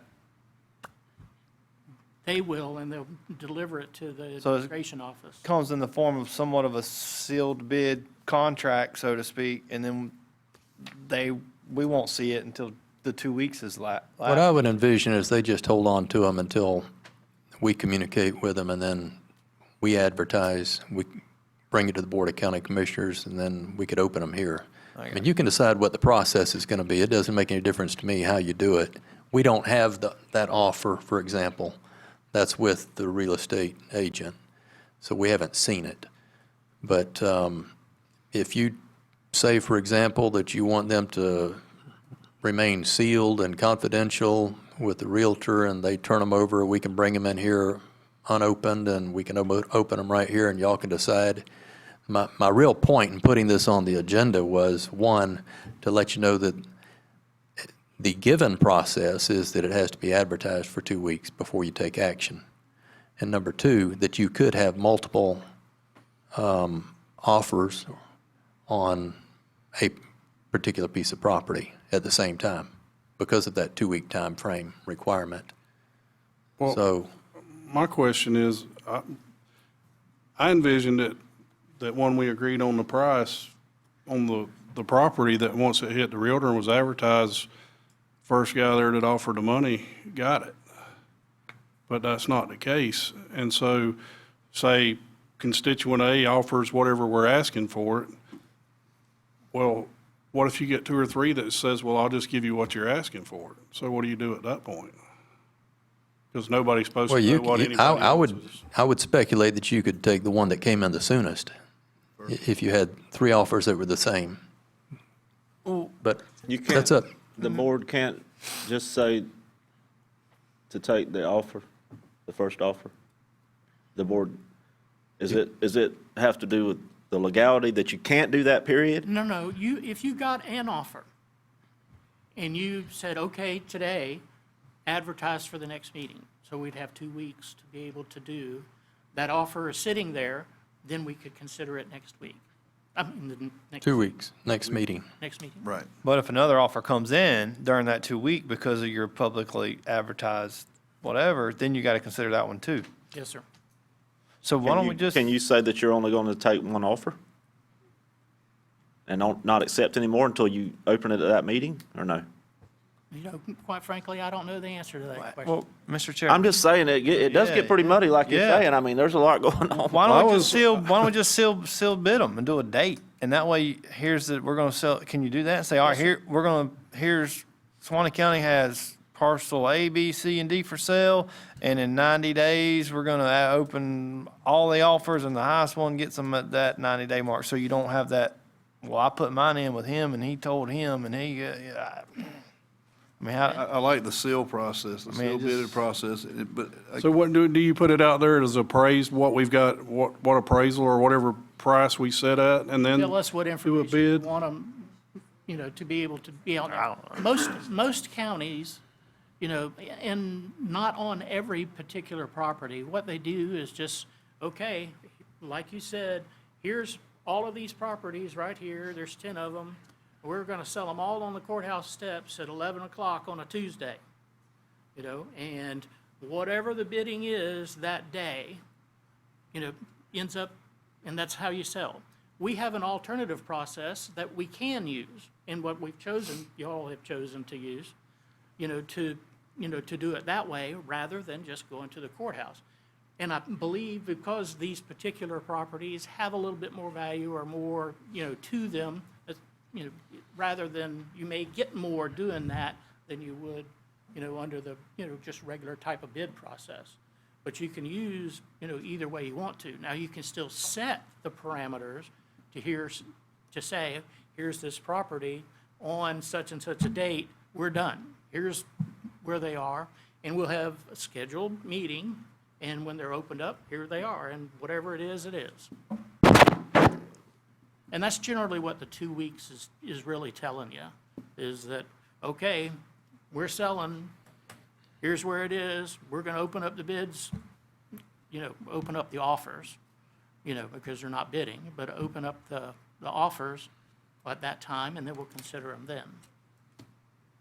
And then it has to go, then it has to clear closing. And then if it don't go through, there's. Got to redo it. We would have been better off to go with the bid process and just. Yeah. And they have to do it that day or the day after or something, and. Well, you set those parameters going in before they bid on it. You gotta have this, you gotta have the money. It maybe like closes now. maybe like any properties that are 35,000 or 45,000 and less, it's cash only. You got 10 days to close. Anything other than that, give them some, I don't know. It was just confusing to me because they came back and said, well, I want it. And, went to the realtor and told them they wanted it. I said, well, it's going to be 2 weeks. We got to do this, this, and this. And I was like, well, so they came back at me. And they're like, what are you running there? Yeah, Ponzi scheme. You know, and because usually when it hits the realtor and they want it, you know, they say they want a contract on it, you know, and there's like, no, it's going to be 2 weeks, and I get the look back at me like, what are you running there? I mean, why is it like this? So shade tree nursery, shade tree. Some shady tree nursery going on. But anyhow, I'm glad you brought it up because it was a little confusing. I'm still confused. I mean, I don't. Yeah, because I am too, because you wait the 2 weeks, if somebody else puts in an offer, I guess you could take the first one that came in, but if you're advertising it for whatever, $50,000, and you get 3 people that says, well, I'll give you the 50,000, but nobody offers any more. You thought there was a fight about that garbage. Yeah. You got 3 people that wanted that, got a good deal on that piece of property in the Well, same room. what you would have to do, obviously, is give all 3 of them an opportunity to submit something else higher. I think it would be fair to communicate through the realtor that the minimum price that was established by the board is just that. It's a minimum. And that the board will be taking offers that will be opened every 30 days or every second meeting or whatever you want to set it up as. Then they know up front that there could be multiple offers on a piece of property and that you'll be opening those and Well, I don't have a problem with that, really, and I want to get the most the county can get out of it, but at that point, like you were asking a while ago, who's keeping that confidential? Yeah, I'm with you. I kind of like the sealed bid, deliver them to the clerk. Here's the cutoff date. Send your bid in. The minimum is like what he said. This is the minimum. This is the minimum. You can do a We got- bid on it. In 60 days, we're going to open all the bids for parcel A, B, and C, and D. The minimum is the appraised value that we put them at, and deliver your offer to the clerk of court. He'll keep them sealed like all of our other bids and timestamp them. And if you're going to do that, we could come in here and open them at a time and date certain that's advertised, just like we do everything else. And then you would get the results of that, and you would know what the highest offer is. Where you're just, if we have them delivered to the clerk, he could stamp them in for us, and right. They would have the date that they received them. yeah, I mean, we got 5 guys sitting there going to be looking at 5 different contracts on one piece of property. We're all going to have different opinions on which one is better than the other one, you know? Well, I just want it to be systematic and fair. Yeah. Commissioner White, the best thing you could tell that gentleman is you're going to be out of office before it closes. And don't get me wrong, it's not that I'm pushing for this guy to get it. It just seemed like the more I sit and thought about it, you know, when he came back to me and he's like, well, you got it with a realtor and I'm willing to pay what you want. I want a contract on it. Yeah. And I couldn't, you know, it couldn't be done that way. And so I like the sealed bid thing. But what does that do to the one that you've already got? Well, it's going to have to go like it is. We already put it that way. Is that the only one that we've received? We don't have it, so I haven't seen it. I don't know anything about it, except that I understand that there is. He called me and told me to put an offer in on it. So having said that, we can tomorrow communicate to them that they're to keep them sealed, deliver, when they come in, deliver them to the clerk's office. They'll stamp them in. We will then advertise time, date, location certain to open them here like we do our regular bids. Right. The public can be here when we open them. Then we will give you the results, and the board can vote on the results. Who wants to offer that in the form of motion? The procedure. I'll nominate Mr. White to make that. So moved. So move what I just said? So move what Mr. Harris just laid out. Okay. So you're offering what Mr. Harris said in the form of a motion? Correct. Do I have a second? Second. Have a second. I have a motion by Commissioner White, second by Commissioner Land. All in favor say aye. Aye. All opposed, same sign. Motion carries. Oh, that was painful. Yes, sir.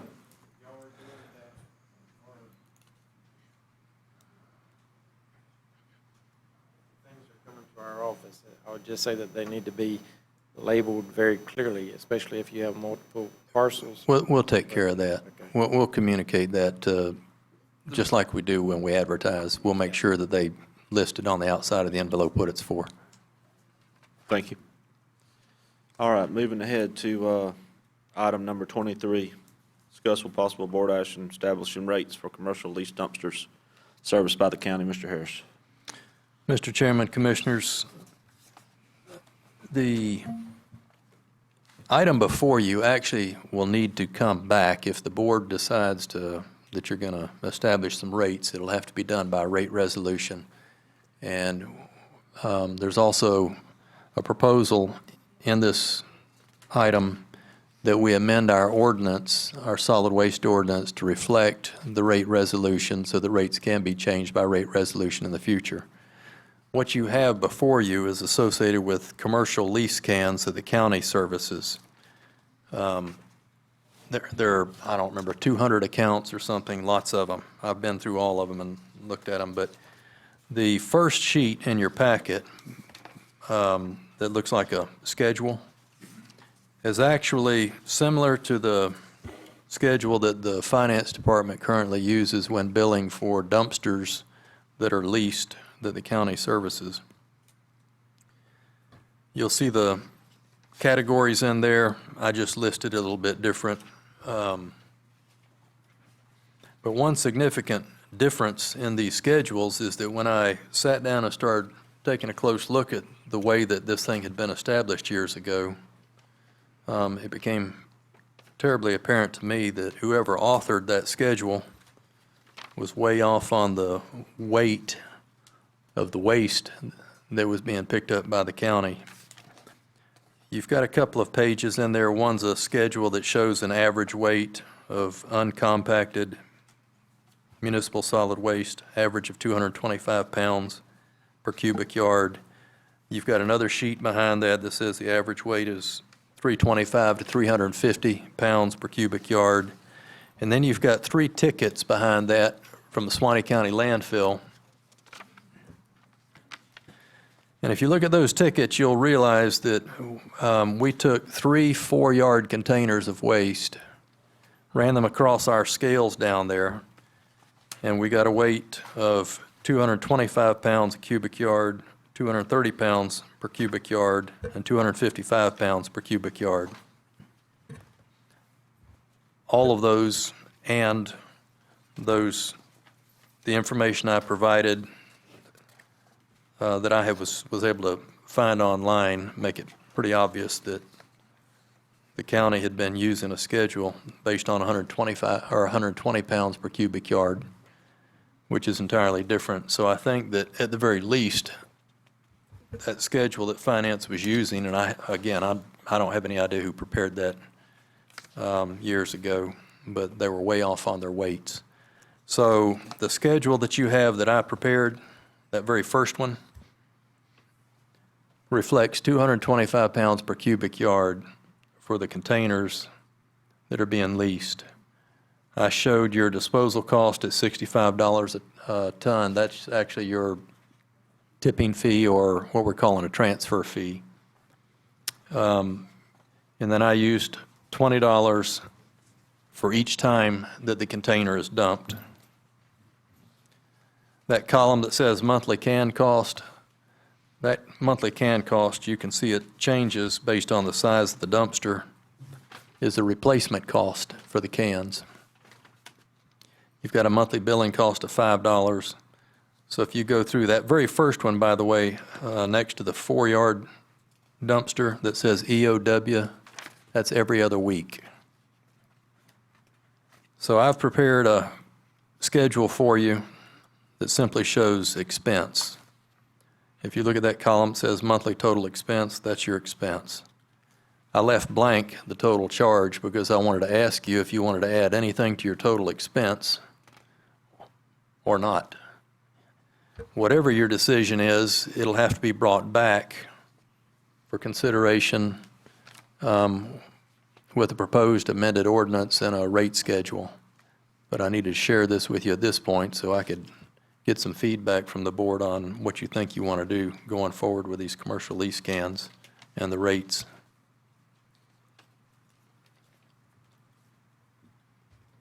Gentlemen, I have any comment? Commissioner White? I'll get. No doubt, we all know this has been a losing proposition for a while. And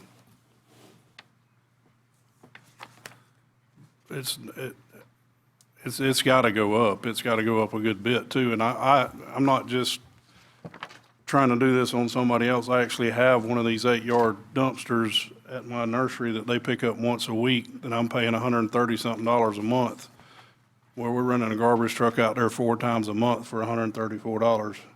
It's not even paying for the fuel and the driver, much less the can or the disposal. So, I mean, it looks about right to me, Mr. Harris. Mr. Chair, Commissioner yeah, Land. I've spent a good deal on this stuff back when we were going through it on garbage, and it looks good to me, Mr. Harris. We got to go up. The previous rates were below the tipping fee that it was costing us for disposal.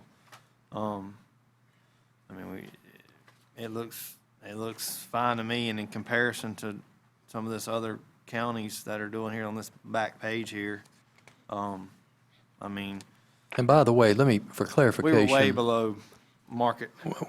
We are, but I do want to clarify that the rates that I'm showing in other counties are actually private sector providers. Those are not county-run lease cans, and I just needed to clear that up for the record. Yeah, well, we're very, very comparable and less than some of those, so I'm good with it. Mr. Harris asked a question about what the board's intent was about staying in the commercial can business.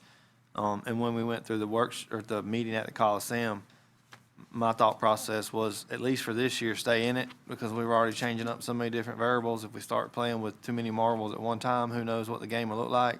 But with the increase of these rates here and the increase of the tipping fee at the landfill, I would say for at least the next 12 months, we continue to operate it with these new rates. That's just my 2 cents. If we go to these new rates, how much notice have we got to give the customers we currently? Well, that's another point I wanted to bring up. We had talked about trying to have an effective date of November 1 on everything.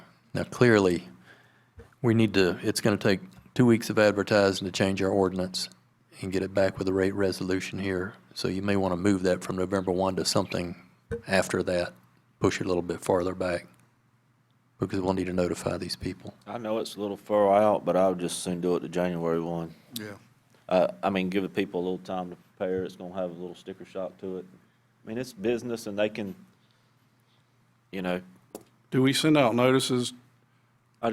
Well, the billings go out every month, so we can prepare something that could be sent with the bills. Like a new rate schedule, effective January 1, that Sure. goes in whatever November's bill, I guess. Right.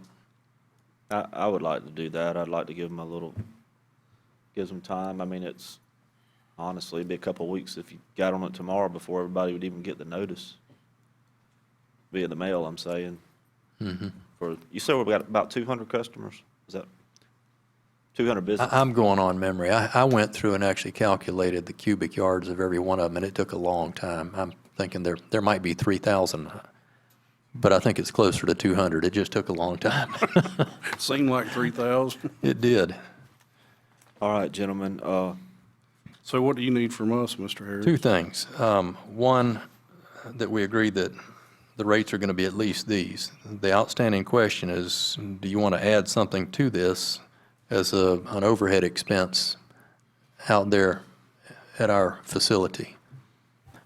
That $65 contemplates only the disposal element. As you recall, that was the transfer fee that we came up with, so you're not paying for any other portion of your business out there.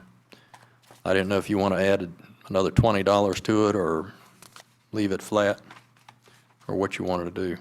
That's why I left that last column blank. To cover what? The scale maintenance and the guy running the loader? What would you call $20 for what? Like, what are you talking about?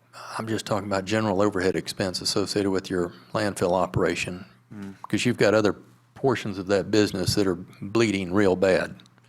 Your whole collection business is terrible. And it's mostly because, and I'm not going back to a conversation on compactors, but it's because of the way that we have to service our sites right now. We're just upside down on that, and we can't afford to do anything different right now. Maybe we can in the future, but this would just, anything at all that you add to this is going to help offset some of the expense you're incurring on your collection business. The monthly cost at $20 each, is that just figuring the truck? Is that what you're figuring? What are you figuring? All that is a flat rate to go out there and dump that can, $20. Now, most of you would have to agree that's very low. It's pretty cheap. That's cheap. And then you're figuring $9 a month for can costs, $5 a month. Yeah, depending on the bill. size of the can. That's just a replacement cost of can. Amortized over how many years? 3 years. I took the total cost, I added some for inflation for these numbers, but that's still just a, and again, I don't have any idea what's going to happen with. Well, does this stop, anything we do here, does that stop a private company from coming in and start offering this service? I mean, No, the way it is right now, somebody else could come in and start offering the service. and we don't have to change anything, Mr. Pravat? They have to get a permit. But as far as our end, there's nothing we got to do. No, sir. They can just come in and start doing The business? only thing you want, yeah, if you want to do something different, as in get out of the business, you have to make that decision, get out of the business, and then we can offer a franchise to somebody, moving forward. But otherwise, right now, all they got to do is come in and then get the appropriate permit, and they can start their business. Mr. Chairman. I would like to, like Commissioner White said, I mean, $20 is pretty cheap to run a garbage truck to the end of the county to Yeah. dump a dumpster. Yeah.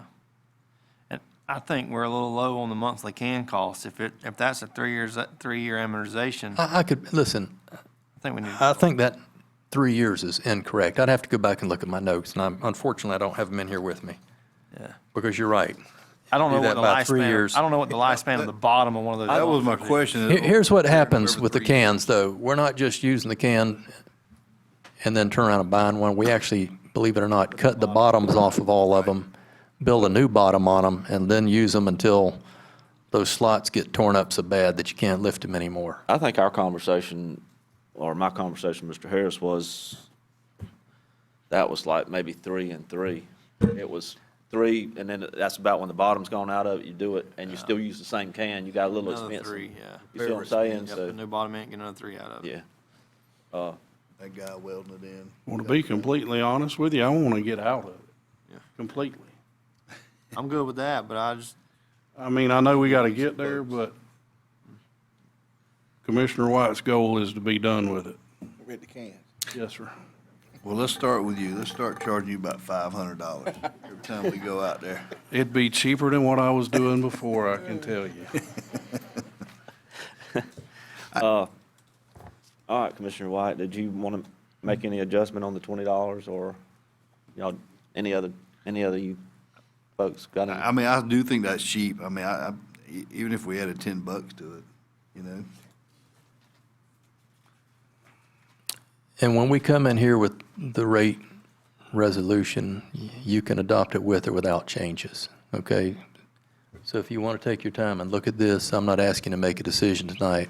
I'm telling you that you'll have to do it with the rate resolution anyway.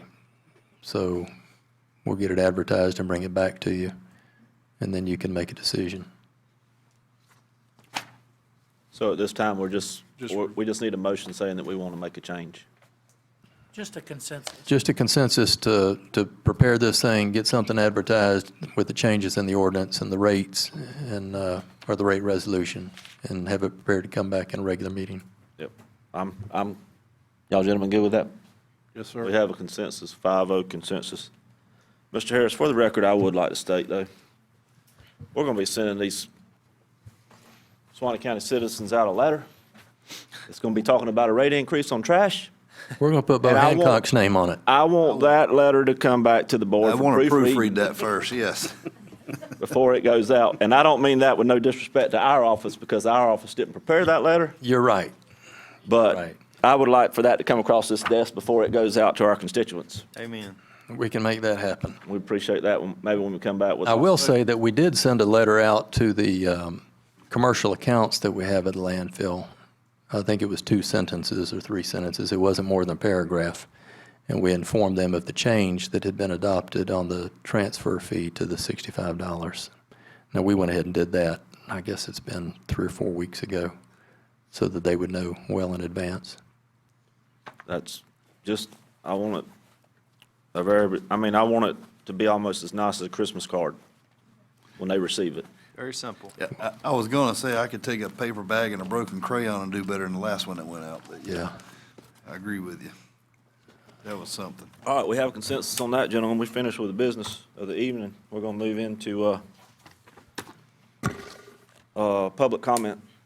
At this time, I will open the floor to public comment. If I have anyone wishing to speak, please make your way to the podium.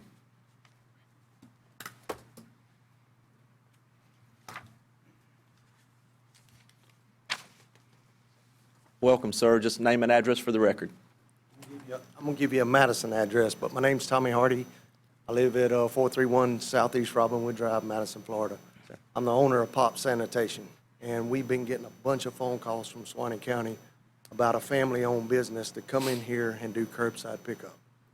And so we're going to get our permit next week. We're going to start advertising. And November the 4th, we're going to start picking up residential curbside pickup. So what does that mean for y'all? That means when we pick it up, then we haul it to the landfill. So the more customers we get, the less tonnage y'all get. We do the front load commercial business as well. And we're currently in Jefferson, Madison, and Taylor counties. We're not planning on getting much bigger than what we are, because I still want to know everybody's name and still be able to talk to them. We've got a lot of family over here in Suwannee County, and we've had a great response. And so when we were looking at a name called Pops, you think about it, everybody had a pop in life, or a popper, or whatever it was. We could have called it waste, whatever, but we wanted to be that personal. My pop was the last one to go to bed and the first one up, and he took care of us. And that's what we're going to do in Suwannee County. I look forward to meeting y'all in the next couple of days and weeks, because I want to meet each one of y'all. But I just want to come in and introduce myself. And my cell phone's going to be posted everywhere. If anybody's got any questions, give us a call on the rates real quick. I'm sorry. It's $28.13 if you pay by the month, and we supply the can. There's a one-time $35 charge for delivery of the can, and that's a $95. It's a big one. If you look at the average household, we got people signing up all the time wanting 2 or 3 cans. We talk them out of it. Typical household uses 1 can. If you pay by the year, it comes up to $604 a week. But we're excited. We're excited to be here. Any questions? That city and county? Can't do it in the city because they have a franchise agreement. Good deal. Thanks for coming. So that's- Appreciate you. That's about $1 a day. Yes, Works sir. out, just Yes, a sir. little And under. we supply the can. Well, we'd like to welcome you. I hope it's successful, and I think it will. There's a lot of business here that you will be able to be an asset to our community. And we're going to send you a Christmas card too. Well, thank you. One last comment, Mr. Tommy, don't put your cell phone out there on one of those little 1 foot by 2 foot signs and stick them up on every corner, going around right here, because all they'll do is, we've been instructed to pick them up. Yes, sir. No, sir. Because It they're in only, the right of way, okay? Just to let you know. you forget I was elected official. I I know got where to you. put signs and not to put signs. Thank you. Yes, sir. Thank you, sir. Anyone else wishing to speak tonight? Seeing none, I'll close public comment at this time. Mr. Bravad, closing comments. None this evening, sir. Mr. Harris. No, sir. Commissioner White, Oh, you want to talk some more about that real estate deal? no, I'm done with that. I just like to thank everybody for coming, showing up to the meetings, bringing your input. I really enjoy that, and sometimes I do, sometimes it's not so good, but just want to thank everybody for coming and participating in your government, and always look forward to seeing that. Thank you. That's just all I got. Thank you, sir. Commissioner Fleming. No, sir. Commissioner Land. Echo what Commissioner White said, is I'd like to see the folks here and get informed.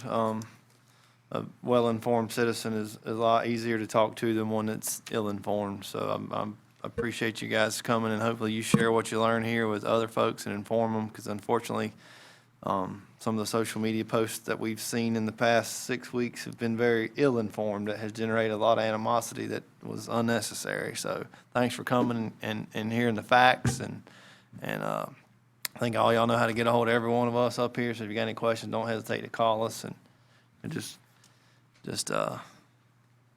hope everybody continues to pray for the health and healthiness of our county and country.